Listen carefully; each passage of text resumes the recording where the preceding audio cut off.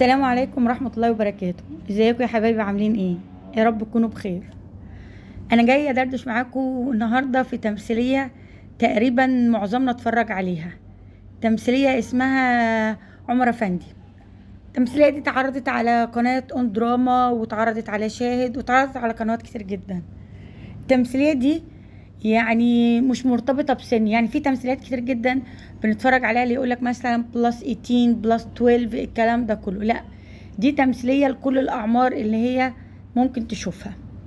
التمثيلية دي بتحكي عن شاب اسمه عمر، ده بيتجوز بنت أغنى منه، طبقة اجتماعية أغنى. الفرق الاجتماعي بينهم كان واضح علشان ترفع له المجتمع بتاعها. شغلته في شركة بابا، بتعتبر من أكبر الشركات العقارية اللي موجودة في مصر.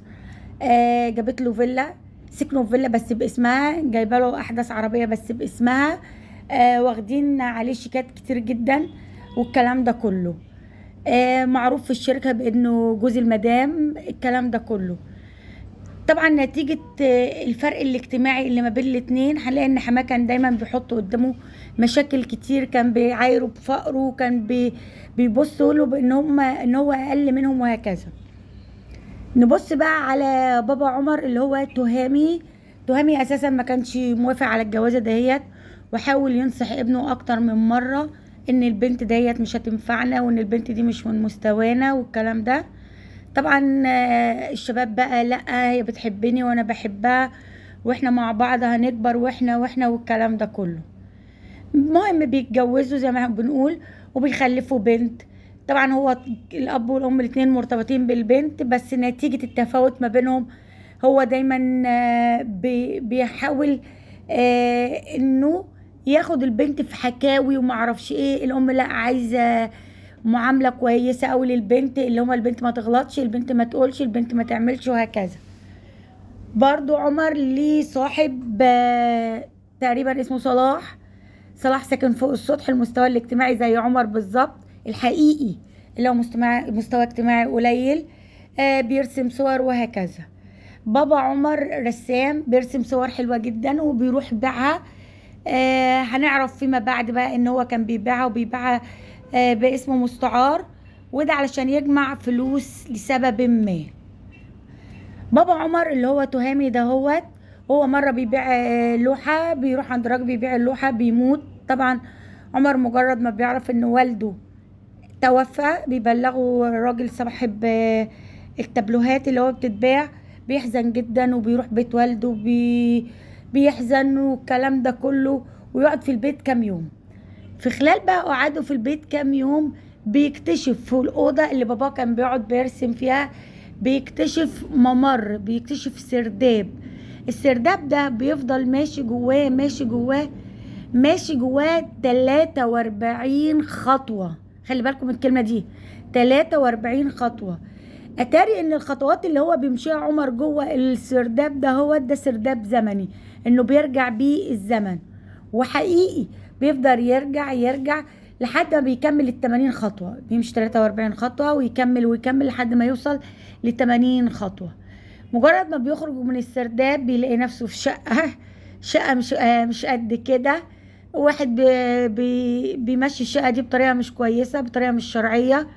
بيلاقي في نفسه في زمن غير الزمن بتاعه، بيبتدي بيشوف ناس لابسة لبس غريب، ناس بتتكلم بطريقة غريبة. المهم فيما بعد بيكتشف ان هو لما مشي في السرداب الزمني ده رجع عام 1943، ومشي ووصل لفندق في اسمه بانسيون دلال دي طبعا طول التمثيلية خطيب بنتها بيسميها المعتزلة، علشان كانت فنانة بتغني وبترقص واعتزلت الغنى والرقص والكلام ده كله، فطول الوقت بيسميها المعتزلة. بيسألوه اسمك ايه، معرفش ايه. المهم في الاخر بيلاقي يافطة بتاعت محل عمر افندي، فبيسمي نفسه عمر، فبيسموه بنتيجة ان انت في الزمن ده الشخصية النظيفة، الشخصية المهمة بيسموه افندي. فواحد اسمه دياستي بيسميه عمر افندي. دياستي ده بقى ساعي بريد، يعني بجد والله مثل شخصية ساعي البريد احسن من فيلم البوسطجي اللي عمله شكري سرحان الله يرحمه زمان. كان بيعمل نفس اللي كان بيعمله شكري سرحان في فيلم البوسطجي، انه بيفتح الجوابات وبيشوف في اسرار الناس والكلام ده كله. بس في الاخر هنعرف ان دياستي لما كان بيفتح الجوابات دي كلها هو كان بيفتحها علشان لو في خبر وحش ما يوصلوش للناس، لو خبر حلو يوصلوا للناس، وهكذا. دياستي ده كان نفسه يبقى بطل. دياستي ده فدائي، نفسه يبقى فدائي، لانه عنده عقده من صغره ان العيال بيستهينوا بيه وبيضربوه وبيسموه العبيط اهو. فهو شايف ان هو مش هينفع يكون في حاجه غير انه يكون فدائي، وطبعا هيفشل ان هو يكون فدائي، لان في الاخر هيوصل ان كلمه فدائي مش ان انت بس تخش في حرب مع الانجليز، لان احنا في الفتره دي طبعا كانت انجلترا محتلانا. ففي الفدائي ده مش ان انت تمشي تقتل في الانجليز، لا. وصل لكلمه فدائي ده انك انت بتتقن العمل اللي انت بتعمله، يعني ان الموظف يشتغل بضمير، فده فدائي. ان الاب شايف اسرته واحتياجاتها، ده فدائي. ان الموظف اللي بيتعب علشان يكون الشغل بتاعه على احسن وجه، ده فدائي. الفدائي مش شرط بس ان هو يقتل الانجليز.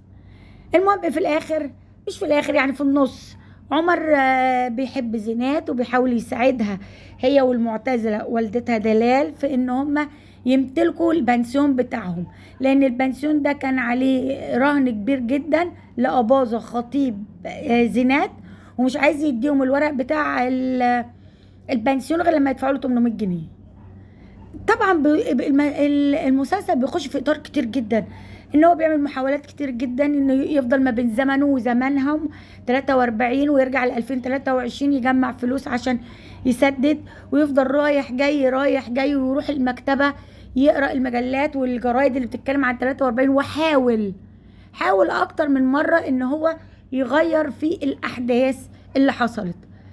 طبعا الاحداث اللي حصلت ما ينفعش حد يغير فيها، ما ينفعش، ده خلاص حاجه حصلت، انت مش بتغير في حدث. فكان طبعا كان صعب عليه ان هو يغير في الاحداث اللي كانت بتحصل، والاحداث كانت بتحصل زي ما هي. بيفضل بالمنظر ده محاولات مستميتة ان هو يسدد ويلم الفلوس بتاعتهم. برضو في شخصية بتقابلنا، الشخصية دي من ساعة ما ربنا خلقهم لحد ما ربنا هيقوم القيامة اشخاص معروف عليهم الغدر، الخيانة، الندالة، الخسة، كل حاجة.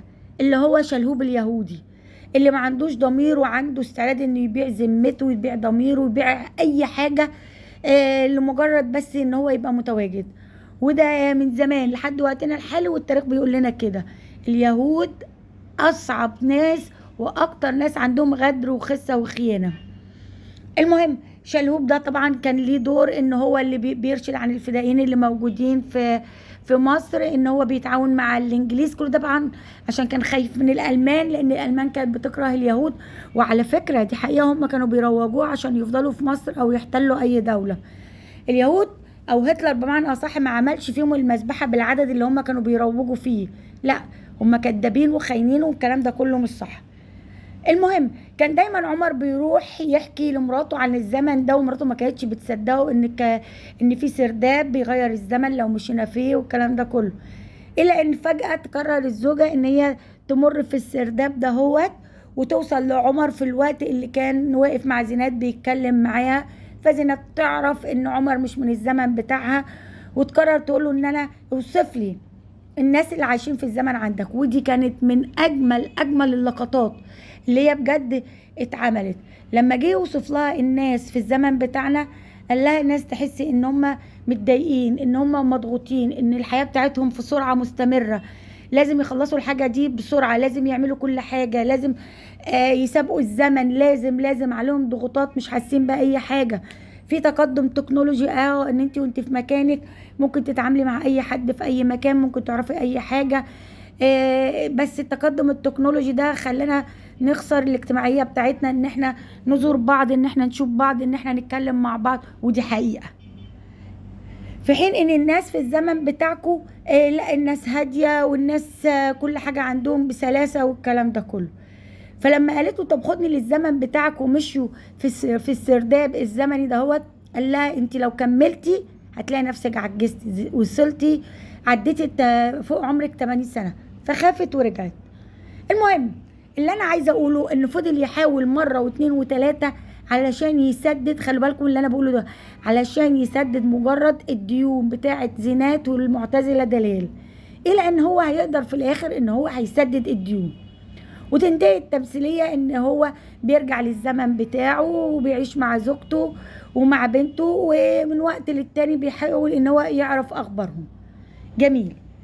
تمثيليه النهايه بتاعتها جميله وكل حاجه. انا عايزه بقى اقف بقى هنا شويه. النقطه اللي انا عايزه اتكلم عليها، المجهود اللي علي اللي هو عمر افندي بذله عشان يقف جنب المعتزله دلال وبنتها زينات عشان يسدد الديون اللي عليهم. المجهود ده لو كان عمله في العصر بتاعه هو كان قدر بجد انه ما يفضلش زوج بنت مدير صاحب الشركه او زوج المدام. لا، المجهود ده لو كان يشتغل بيه على نفسه كان يقدر ان هو يبقى حاجه مهمه، مش مجرد اسم ان انا المدير التنفيذي للشركه. كان يقدر يشتغل ويشتغل على نفسه ويعمل لنفسه شركه صغيره، يعمل لنفسه مشروع صغير وهكذا. مش كده وبس، هو عنده ان هو ملكه الرسم. كان لو هو اشتغل على نفسه وبذل المجهود ده كله كان يبقى حاجه مهمه، مش مجرد جوز بنت صاحب الشركه اللي هو كان متضرر منها. دي حاجه. الحاجه التانيه، حته ان انت تختار من طبقه غير الطبقه بتاعتك. قلنا بدل المره 10 يا جماعه. التفاوت الطبقي، التفاوت الثقافي، التفاوت الاجتماعي ده مش صح، لانه لازم في اي وقت هيظهر التفاوت. انا كمان عايزه اقول ان كل عصر زي ما ليه مميزاته فليه عيوبه. يعني العصر بتاع زمان كان الاحتلال الانجليزي وكان فيه حاجات كتيره قوي بتحصل، ما كانتش ميزه قوي ان احنا نعيش فيها. احنا العصر بتاعنا التكنولوجيا السريعه، الحياه، الضغوطات، الكلام ده كله. فكل عصر زي ما ليه مميزاته كان ليها عيوبها برضه. ده اللي انا طلعت منه. حته ان احنا بقى نهرب للزمن، انا كنت بحس ان عمر دهوت او عمر افندي ده ما بيتحملش اي مسؤوليه. كان سايب مراته وسايب بنته ورايح يهرب للزمن القديم. انت ما بذلتش اي مجهود يا عمر افندي في الزمن بتاعك او يا علي عشان تحسن من العلاقه بينك وبين زوجتك، علشان تحل المشاكل بتاعك، تحسن من مستواك الاجتماعي. انت كل اللي بتعمله كنت بتهرب، فما بذلتش اي مجهود. تمثيليه جميله جدا جدا بجد والله. رجعتنا بالشوارع الجميله، بالشوارع الفاضيه، بالناس الشيك في كلامها، الشيك في تعاملها. الدنيا كانت فاضيه ومفيش ضغوطات حقيقية نفسيه ولا عصبيه ولا الكلام ده كله. هو احنا تقريبا في الزمن ده احنا بنهرب من الزمن بتاعنا، زي مثلا لما بنحب التمثيليات الاجتماعيه اللي احنا كلنا مفتقدينها في الوقت الحالي. تمثيليه زي سبع جار اللي احنا بنعيد فيها ومهما تيجي برضه نقعد نتفرج عليها وكانها اول مره. تمثيليه زي تمثيليه دوران شبرا اللي الجيران كلهم جنب بعض واقفين جنب بعض في الحلوه وفي الصعبه وفي كل حاجه. احنا دلوقتي في الوقت بتاعنا كلنا نفسنا من وقت للتاني نهرب من الضغوطات اللي علينا ومن الزحمة اللي احنا فيها والضغط النفسي اللي احنا فيه، ونروح لزمن جميل. بس لازم نعرف ان لما بنروح للزمن الجميل ده استراحة، ده مش هروب، وان احنا لازم نبقى واقعيين ولازم نقبل الواقع بتاعنا، وان احنا نقدر نقف كده ونحل المشاكل بتاعتنا ونحسن من نفسنا ونحسن من المجتمع والبيئة اللي احنا فيها. مش اسهل حاجة ان احنا نعملها ان احنا نهرب من مجتمعنا او نهرب من الزمن بتاعنا لزمن تاني. زي ما انتوا شايفين الزمن التاني كان حلو بس برضو كان فيه عيوب، واحنا زماننا زي ما هو فيه عيوب بس برضو فيه حاجات حلوة كتيرة جدا. دي تمثيلية عمر افندي ودي الملخص بتاعها. يا ريت تشوفوها كلكم وتكتبوا لي لو انتوا توفر لكم الزمن ده نفسكم ترجعوا لأنهي زمن ونفسكم تقابلوا مين في الزمن ده. انا لو توفر لي انا مش هروح اعيش هناك، انا هروح وارجع تاني الزمن بتاعي، لان انا الزمن بتاعي من احلى الازمنه اللي انا حباها بكل حاجه موجوده فيها. اكتبوا لي في تعليقاتكم السرداب الزمني بتاعكم هيوديكم فين ونفسكم تشوفوا مين. سلام عليكم.